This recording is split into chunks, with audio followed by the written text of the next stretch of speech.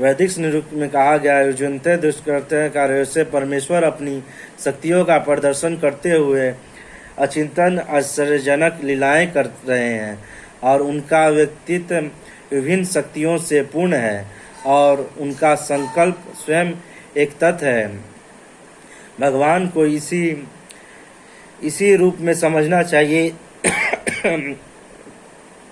कि हम कोई भी काम करना चाहते हैं तो उनके विधान आते हैं और कभी कभी हम जो चाहते हैं वह नहीं कर पाते, किंतु जब कृष्ण को कोई कार्य करना चाहते हैं तो सब कुछ इतनी पूर्णता से संपन्न हो जाता है कि कोई सोच नहीं पाता है कि यह सब कैसे हुआ। भगवान इसी तथ्य को समझ जाते हैं, यद्यपि वे समस्त सृष्टि के बालक तथा धारणा करता है, किंतु वे इस सृष्टि का स्पर्श नहीं करते। केवल उनकी परम इच्छा से प्रत्येक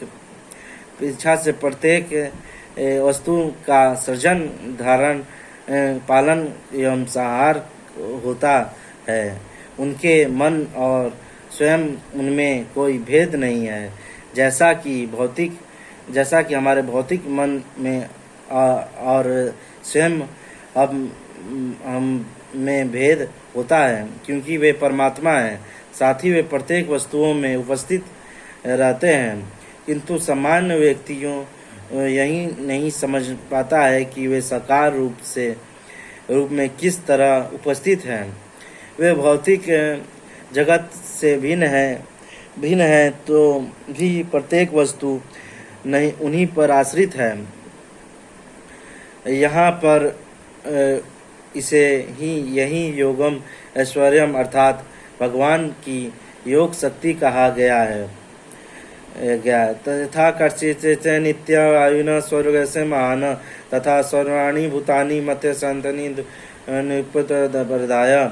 जिस प्रकार सर्वत्र प्रबल वायु सदैव आकाश में स्थित रहती है, उसी प्रकार समस्त उत्पन्न प्राणियों को मुझ में स्थित जानो।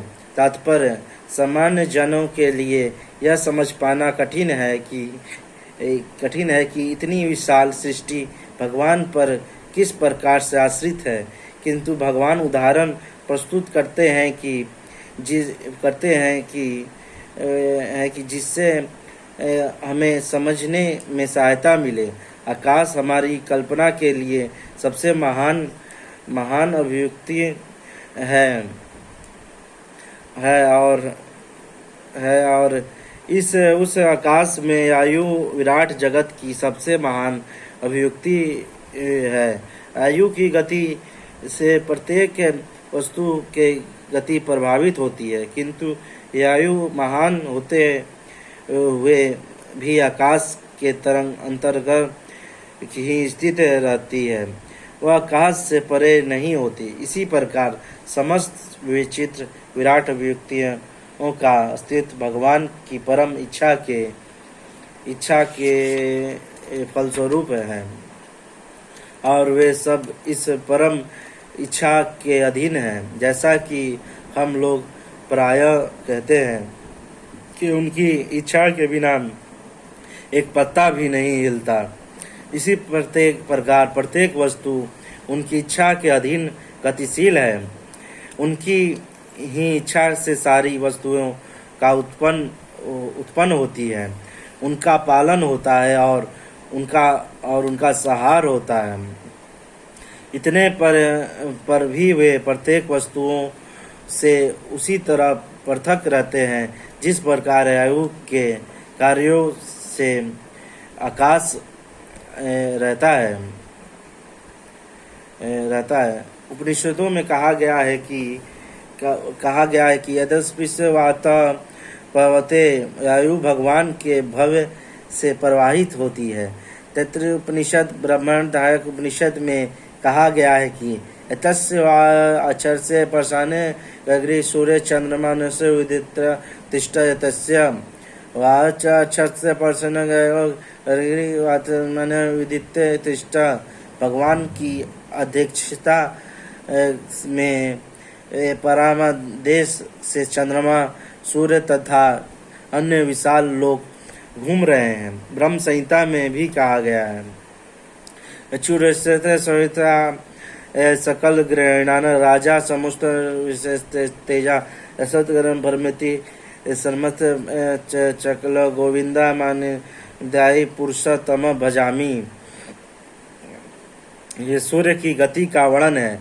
कहा गया है कि सूर्य भगवान का एक नेत्र है और इसमें ताप तथा प्रकाश फैलाने की अपार शक्तियां हैं, तो भी वह गोविंद की परम इच्छा और आदेशों के अनुसार अपनी कक्षा में घूमता रहता है।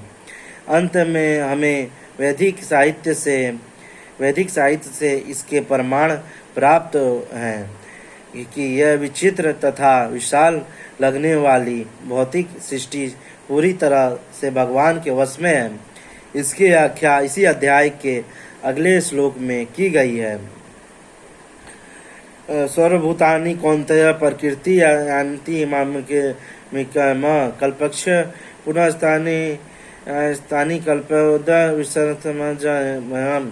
हे कुंती पुत्र, कल्प का अंत होने पर सारे प्राणी मेरी प्रकृति में प्रवेश करते हैं और अन्य कल्प के आरंभ होने पर मैं उन्हें अपनी शक्ति से पुनः उत्पन्न करता हूँ। तात्पर्य, इस विराट भौतिक अभिव्यक्ति का सृजन, पालन तथा संहार पूर्णतः भगवान की परम इच्छा पर निर्भर है। कल्पेक्ष का अर्थ है ब्रह्मा की मृत्यु होने पर ब्रह्मा के 100 वर्ष जीवित रहते हैं और उनका एक दिन हमारे 3 लाख वर्ष के तुल्य है। रात्रि भी इतने ही वर्ष की होती है। ब्रह्मा एक महीने में ऐसे 30 दिन तथा 30 रातें होती है और उनके एक वर्ष में ऐसे 12 महीने होते हैं। ऐसे एक ऐसे 100 वर्ष के बाद जब ब्रह्मा की मृत्यु होती है तो प्रलय हो जाता है, जिसका अर्थ है कि भगवान द्वारा प्रकट शक्तियाँ पुनः सिमट कर उन्हीं में चली जाती है। पुनः जब विराट जगत को प्रकट करने की आवश्यकता होती है तो उनकी इच्छा से सृष्टि उत्पन्न होती है। एक कौशल भावना से यद्यपि मैं अकेला हूँ, किंतु मैं अनेक हो जाऊंगा। यह वैदिक सूक्ति है। छांद उपनिषद में वे इस भौतिक शक्ति में अपना विस्तार करते हैं और सारी विराट अभिव्यक्तियों को पुनः गठित हो जाती है। प्रकृत सौरभस्तन विसर्जामी पुनः पुनः भूतग्रामी कस्त समय प्रकृत सहायता